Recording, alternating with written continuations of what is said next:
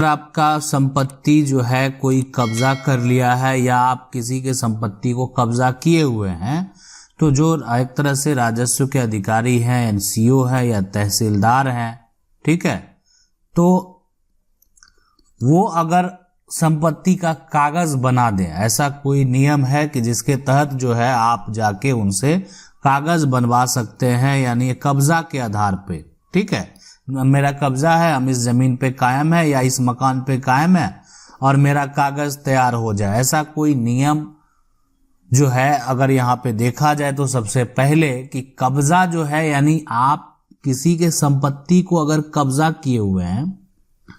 और 12 साल से किए हुए हैं, 12 साल में उसका मालिक जो है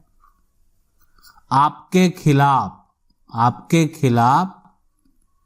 किसी भी प्रकार का कार्रवाई नहीं किया है, किसी भी प्रकार का कोई कार्रवाई नहीं किया है, तो आप जो है यानी एक तरह से एडवर्स पोजीशन का दावा कर सकते हैं, मतलब अपना कब्जा का दावा कर सकते हैं, ये है। अब अगर यहां पर देखा जाए कि किसी जो एक तरह से अधिकारी हैं उनके द्वारा अगर किसी को भी कब्जा के आधार पे जमीन का जो है अगर कागज बनाकर दे दिया जाता है, तो ये एक राज्य सरकार का स्कीम होता है और इसमें मान लेते हैं यहाँ पे तो एडवर्स पोजीशन के लिए आप बड़ा से बड़ा प्लॉट का दावा कर सकते हैं, लेकिन यहाँ पे एक राज्य सरकार का स्कीम चलाया जाता है कि जो भूमि जिनके पास नहीं है रहने के लिए भी, और वो कहीं पे भी अपना घर बनाए हुए है और उस पे रह रहा है, उसका कब्जा है, तो उसको एक जो है पर्चा दे दिया जाए, हटा नहीं सके, ठीक है, जब तक वो व्यक्ति जीवित रहेगा तब तक उसकी मान्यता होती है, या अगर ऐसा भी कहें कि जब तक वो किसी अन्य प्रकार का कोई प्रॉपर्टी नहीं खरीद लेता अपनी कमाई से,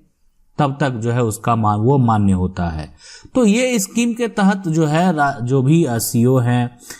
या वहाँ पे तहसीलदार हैं वो दे सकते हैं उनको जो है एक तरह से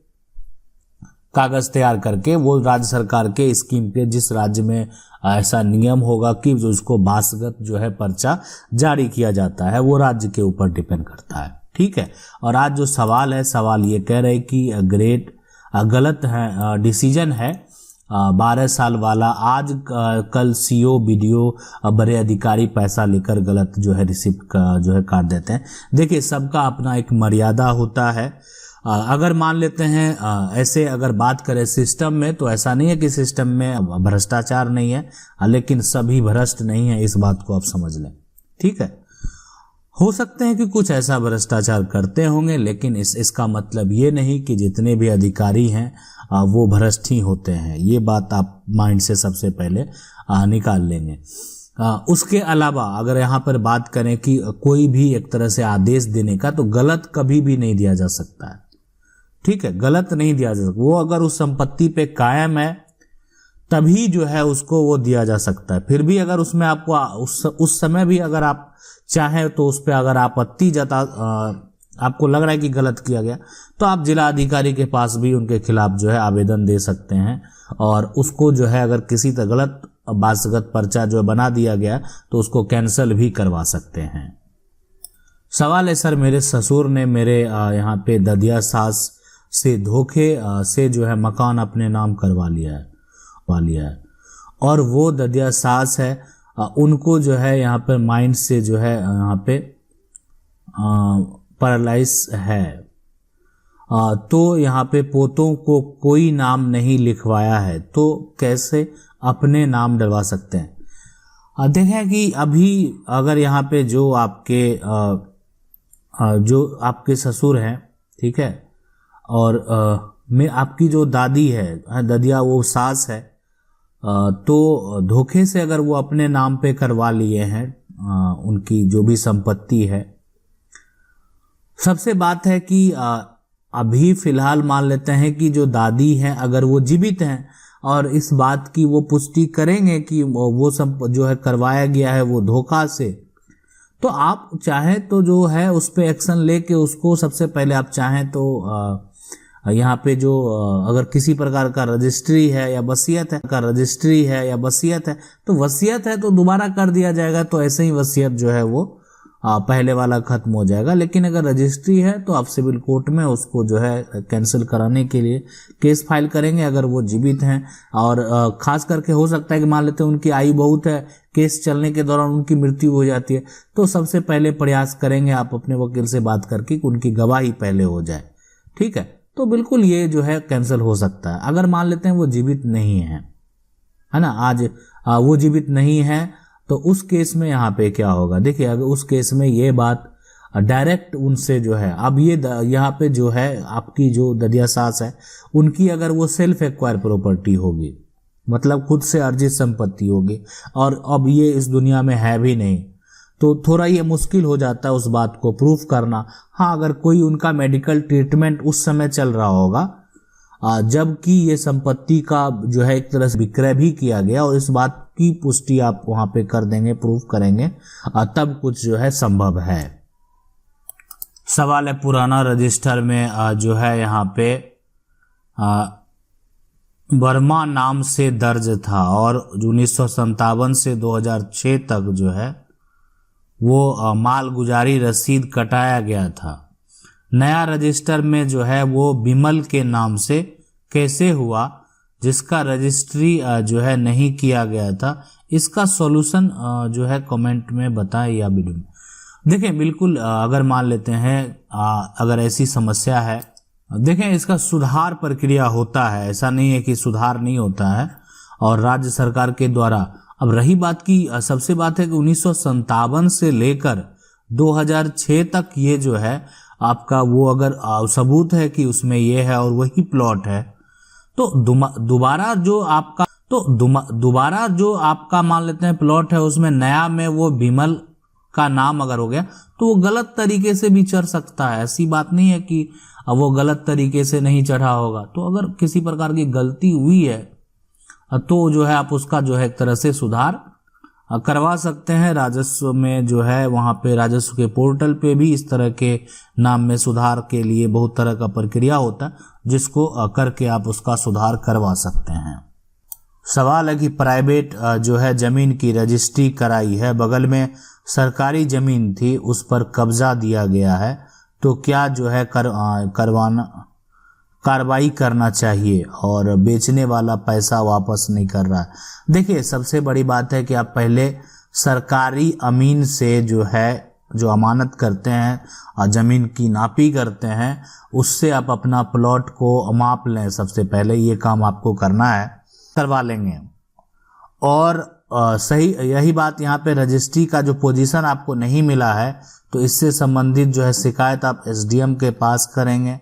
और राजस्व के जो भी अंचल स्तर के अधिकारी हैं, सीओ हैं, उनके पास भी करेंगे, तहसीलदार हैं। तो ये यहाँ पे आपको एक आवेदन दे देना है कि आपने खरीदा, प्रक्रिया करने से आप जो है एक तरह से, और आपको सरकारी जमीन दे दिया गया, पोजीशन में सरकारी जमीन, रजिस्ट्री तो हुआ होगा, वो एक तरह से निजी जमीन ही होगा किसी का, तो उसका जो पोजीशन होगा वही आपको मिलना चाहिए। देखें, अगर रजिस्ट्री में भी किसी तरह का धोखा किया होगा तो फिर आपको सिविल न्यायालय जाना ही होगा और उस व्यक्ति के ऊपर केस फाइल करना ही होगा। रही बात, देखें ऐसा भी होता है कि मान लेते हैं किसी कारणवश रजिस्ट्री कैंसिल हो गया, तो ऐसा नहीं है कि पैसा वापस लेने का तरीका नहीं है, पैसा वापस निकालने का भी तरीका है। हम इसमें जो है रजिस्ट्री के ऊपर बहुत सारे बताए हुए भी हैं कि कैसे आप अपना पैसा वापस ले सकते हैं। आप चाहें तो हमारे प्लेलिस्ट में जाके देख सकते हैं, और आने वाले समय में भी मुझसे अपडेट जो है वो देने का प्रयास करते रहेंगे।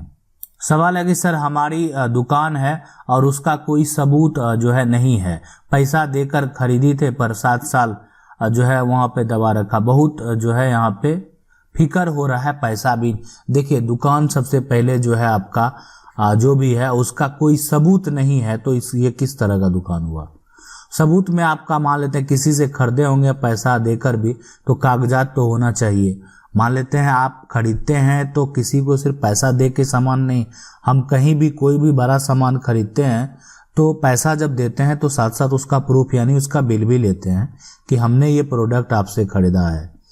तो लेकिन फिर भी अगर इस तरह का आपको लग रहा है किसी प्रकार का धोखा हुआ है, तो आप जो है अगर आपको जो पता है कि आपका साथ कौन दो, तभी आप उसके ऊपर जो है केस फाइल कर पाएंगे।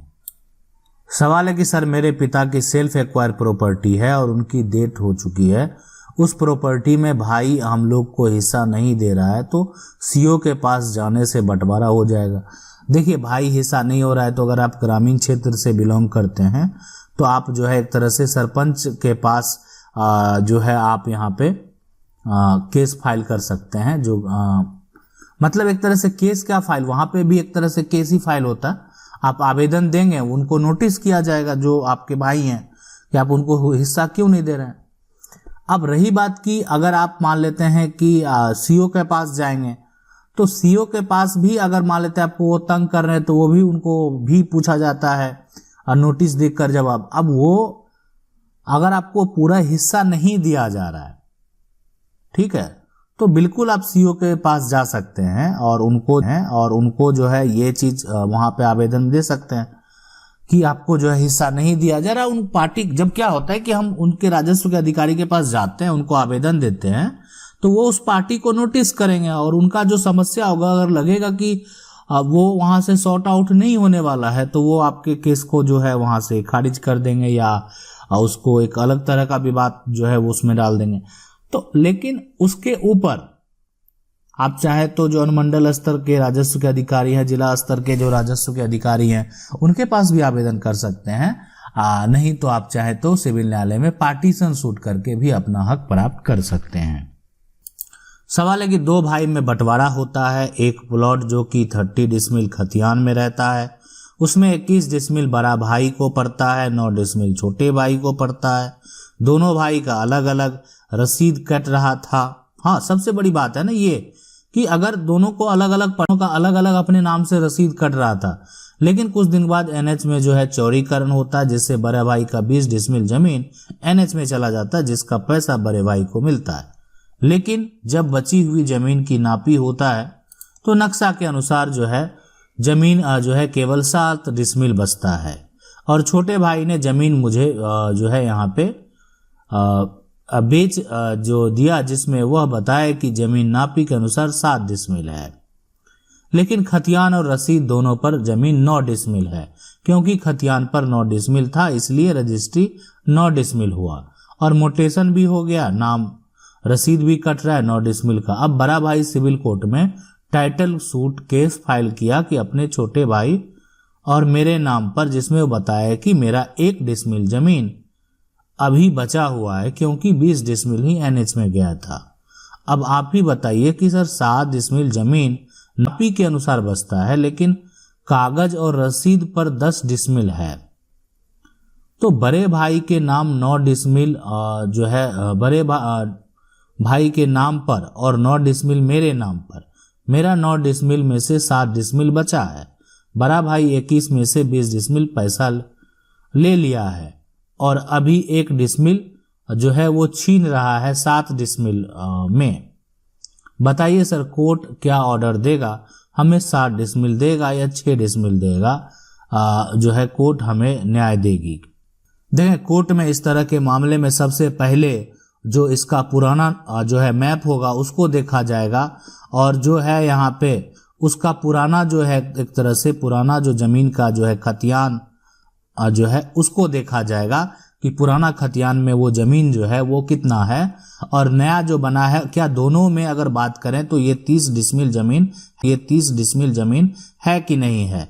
तो अगर ये 30 डिसमिल है तो पुराना नक्शे में अगर वो 30 डिसमिल है तो नए में भी होना चाहिए। किसी का जो है आपकी जमीन किसी दूसरे में हो सकता है वो कट गया होगा, एक त्रुटि है, उसका सुधार किया जाएगा। अब रही बात जो है कि एक तरह से एक का जो है 20 डिसमिल चला गया है और दूसरे व्यक्ति का जो दूसरे भाई हैं उनका भी 9 डिसमिल जमीन है और उनके जो है पास सिर्फ 7 डिसमिल का कब्जा है, तो उनको भी जो है वो 2 डिसमिल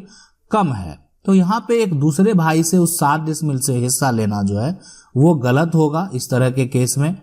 और ये डिपेंड करता है आपके ऊपर कि आप किस तरह का प्रूफ देते हैं। लेकिन यहाँ पे जो है इस तरह का अगर इस तरीके से इसको अगर समझा जाए, देखा जाए तो यहाँ पे जो है एक अलग तरीके से जजमेंट हो सकता है। अन्यथा जो है आप ये भी ना सोचें कि आपके 7 डिसमिल में से 1 डिसमिल उनको दे दिया जाएगा, इसीलिए कि अभी आपका जो है पहले से 9 डिसमिल है और आपने पोजीशन जो है आपको 7 डिसमिल से पर है और आपका 9 डिसमिल का हिस्सा था, तो आप उस पे कायम हैं और अपने हिस्से पे आप जो है अपने पोजीशन पे हैं और आपको ही 2 डिसमिल और वो ढूंढना है कि आपकी ज़मीन जो है वो कहाँ पे है। तो आप जो है अगर इस तरह का केस है तो बिल्कुल आप जो है वहाँ पे अपना जो भी प्रस्ताव है आप अपने वकील को जो है स्पष्ट बताने का प्रयास करें और साथ में जो हम आपको ये तरीका बताए उसको भी ज़रूर करके देखें कि आपकी ज़मीन पहले से थी या नहीं। आशा करते हैं वीडियो अच्छा लगा होगा। वीडियो अच्छा लगा वीडियो को लाइक ज़रूर कर दें। चैनल को पहली बार देख रहे हैं सब्सक्राइब करके जो बेल आइकन है उसको ज़रूर